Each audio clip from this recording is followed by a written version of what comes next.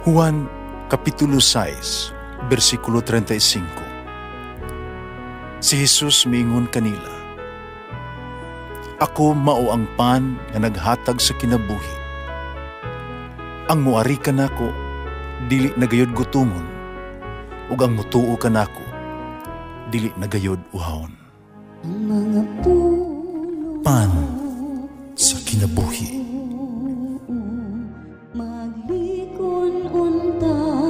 Sa mong pagtuo o gagakakabi sa pagtuman sa imong mahal nga kasuguan. Ang ginumana kaninyo Santos ng Ebanghelyo sa mala ni San Juan. Si Jesus mingon siya mga tinunan, "Nahigugma ko kaninyo, ingon amahan nahigugma kanako. Pabilin kamo sa akong gugma.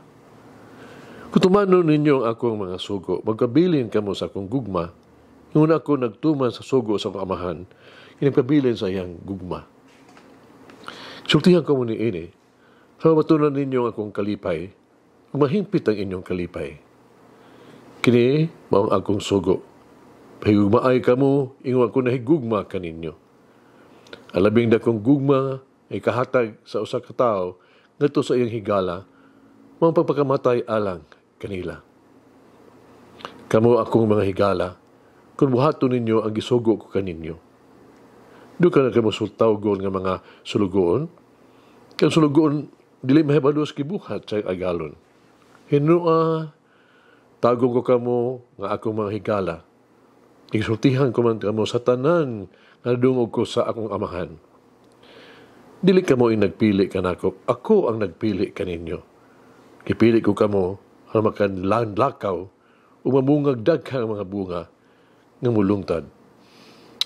Busa ihatag kaninyo sa amahan, bisag unsay inyong pangayoon, kaniya sa akong ngalan.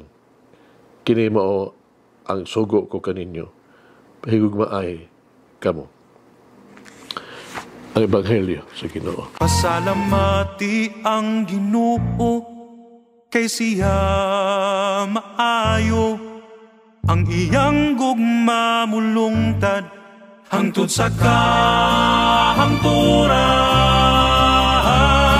Pasalamati ang Diyos sa tanang mga Diyos, ang iyang gugma malungtaron. Pasalamati ang Ginoo sa mga Ginoo, ang iyang gugma balungtaron. Di sa ulo na to karon ang kapistahan ni San Matias Apostol. Dito na atong nahibalaan bahin sa kinabuhi ni San Matias. Ang apostol ba nagipili puli ni Judas. Ang iyang ngalan, Hebrewhano, nagpasabot, nagasa sa Dios. Si Matias giingon na nagsangyaw sa Ebanghelyo sa kapin sa katluan katuig sa dapit sa Judea, Cappadocia, Ehipto, Ethiopia. Gilansang siya sa krus, ipunggutan sa ulo, sa Colchis, sa karon ni modern Georgia. Ang pagpili kang Matias o pagpili sa dili maihap ka mga ubang mga obispo nga gipili sa Dios sa pag-alaga sa simbahan, sukat pa kaniadto, ingon og dili importante alang kanato. Nga dili mga obispo ug walay labot sa proseso sa pagpili kanila. Apan kini usa ka hitabo nga naghatay og kalipay sa tibuok simbahan. Tungod kay ang mga obispo naglambigit man kanato ngadto sa apostoles. Mga apostoles usab mo naglambigit nato ngadto kang Hesukristo. Ang mga obispo pinaagi sa balaang institusyon nipuli sa mga apostoles isip mga pastor sa simbahan.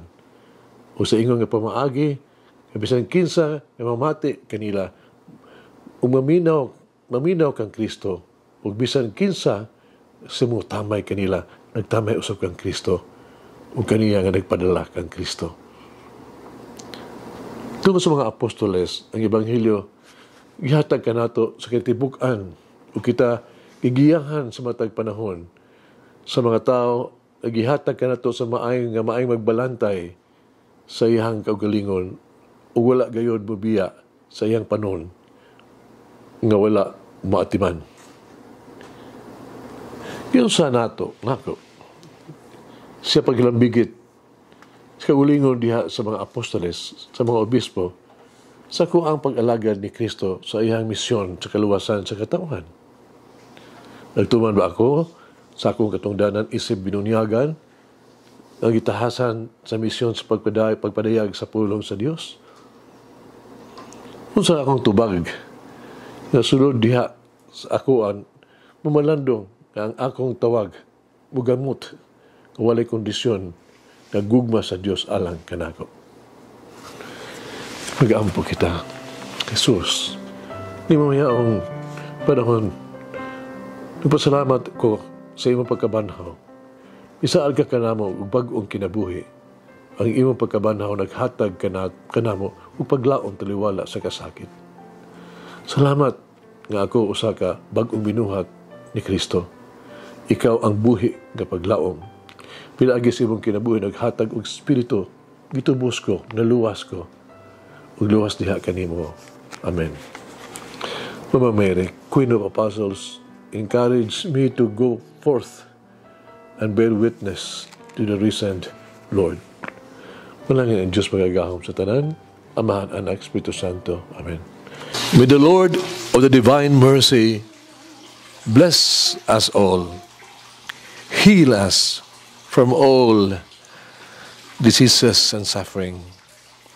Ayun unta niya kita, tanang mga sakit na sa lawas, o sa kalag, body and soul.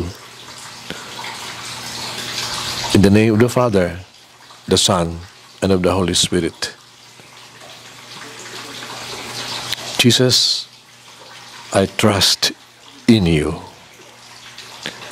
Amen. Whoever eats the bread of life will never hunger, says the Lord. Kay galaan inyong nabati ang pagpaambit ug hamubong pamalandong sa pulong sa Dios pinaagi sa tulumanon. Pan sa kinabuhi nga gidumala ni Monsignor Daddy Silva. Hangtod na usab sa sunod higayon, daghang salamat. The bread of life